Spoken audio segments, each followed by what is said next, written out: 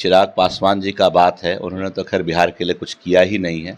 पिताजी का विरासत है, उसमें मलाई काट रहे हैं, तो उनका कहने का तो कोई अर्थ है ही नहीं बिहार के संदर्भ में। पहले तो आंगनवाड़ी सेविका थी ही नहीं, बहाल भी माननीय मुख्यमंत्री जी ने इतनी बड़ी संख्या में करवाया।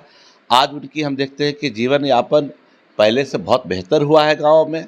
सरकार की तरफ से उनको आश्वासन मिला है कि 10 तारीख तक सदन है, सदन के बाद आपके लिए सोचा जाएगा। नौकरी मांगने आते हैं तो लाठी बरसाते हैं, ये उत्तर प्रदेश के लिए ठीक है। अच्छा। उत्तर प्रदेश में जब टीचर नौकरी मांगने गए तो उन पर लाठियां बरसाई गई। बाबा के राज्य में सब बेरोजगार है। नीतीश कुमार जी ने तो जो बिहार में कहते हैं सो करते हैं, जो कहा सो किया, उनका तो नीति है। नीतीश कुमार जी को भाजपा वाले आईना न दिखाए, खुद आईना देखे। तो आज हिस्सेदारी मुख्यमंत्री जी दे रहे हैं, बिहार इतिहास रच रहा है और इसी से मिर्ची लगी हुई है भाजपा को। आप कह रहे इतिहास रच रहा है, बीजेपी कह रही है कोई नई बात है, अन्य राज्यों में तो पहले से मिला हुआ है। हमने तो किसी राज्य में नहीं देखा है। महाराष्ट्र में तो कह रहे हैं उत्तर प्रदेश बगल में है, उनकी सरकार है, कर दे। बिहार में आंगनबाड़ी सेविका लगातार अपनी मांगों को लेकर के सड़कों पे उतरी हुई है। वहीं दूसरी तरफ बीजेपी सवाल खड़ा कर रही है। उनके सहयोगी भी कह रहे हैं कि जब भी नौकरी मांगा जाता है या वेतनमान बढ़ाने की बात की जाती है या कोई अपनी मांगों को रखता है तो प्रशासन जो है लाठी बरसाती है, सरकार के द्वारा लाठी बरसाया जाता है। इस पे बात करने के लिए हमारे साथ जदयू एमएलसी है रामेश्वर महतो। कैसे देख रहे हैं? अब चिराग पासवान भी सवाल खड़ा करने लगे हैं आप लोगों पे। तो देखिए, जहाँ तक माननीय चिराग पासवान जी का बात है, उन्होंने तो खैर बिहार के लिए कुछ किया ही नहीं है। पिताजी का विरासत है, उसमें मलाई काट रहे हैं, तो उनका कहने का तो कोई अर्थ है ही नहीं बिहार के संदर्भ में। जहाँ तक आपने कहा कि आंगनवाड़ी सेविकाएं अपने अधिकार के लिए पटना आई हुई हैं, सरकार की तरफ से उनको आश्वासन मिला है कि 10 तारीख तक सदन है, सदन के बाद आपके लिए सोचा जाएगा और जो भी उचित होगी वो ज़रूर किया जाएगा, मना नहीं किया गया है। लेकिन जब सदन चल रहा हो और सदन के चारों तरफ घेराव करे तो कानून का व्यवस्था बनाने का काम हो तो अपना बनाएंगे ही। इसके लिए उन लोगों को भी चाहिए कि सब्र करें और माननीय मुख्यमंत्री ने तो बिहार के सभी वर्गों के लिए काम किया है और देख रहे हैं हम। पहले तो आंगनवाड़ी सेविका थी ही नहीं, बहाल भी माननीय मुख्यमंत्री जी ने इतनी बड़ी संख्या में करवाया। आज उनकी हम देखते हैं कि जीवन यापन पहले से बहुत बेहतर हुआ है गाँव में।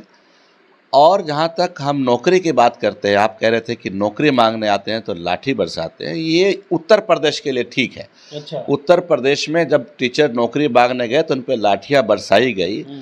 बाबा के राज्य में सब बेरोजगार है। अच्छा। लेकिन जहाँ तक नीतीश कुमार जी की बात है, बिहार की बात है, अभी 1,20,336 शिक्षकों को नियुक्ति पत्र गांधी मैदान में बांटा गया। नहीं, अब सवाल करना किसी भी बात पे करे। बीजेपी पहले ये तो जवाब दे कि 2 करोड़ नौकरी पर साल देना था हर साल युवाओं को, उसका क्या हुआ? 15 लाख देने वाले थे, उसका क्या हुआ? गरीबों को 22 तक घर देने वाले थे, अभी तक घर नहीं दिया लोगों को, उसका क्या हुआ? किसान कार्ड डबल होनी थी, उसका क्या हुआ? बुलेट ट्रेन चलना था, उसका क्या हुआ? 100 स्मार्ट सिटी बनने थे, उसका क्या हुआ? भाजपा अपनी बातों को पहले बताए। नीतीश कुमार जी ने तो जो बिहार में कहते हैं सो करते हैं, जो कहा सो किया, उनका तो नीति है। नीतीश कुमार जी को भाजपा वाले आईना न दिखाए, खुद आईना देखे। बिहार में बहुत काम हुआ है, शिक्षा के क्षेत्र में बहुत काम हुआ है, रोजगार लोगों को मिल रहा है, नौकरियां लोगों को मिल रही है। और बिहार जैसा अगर देश के अन्य राज्यों में भी हो जाए तब तो देश प्रगति हो जाएगा।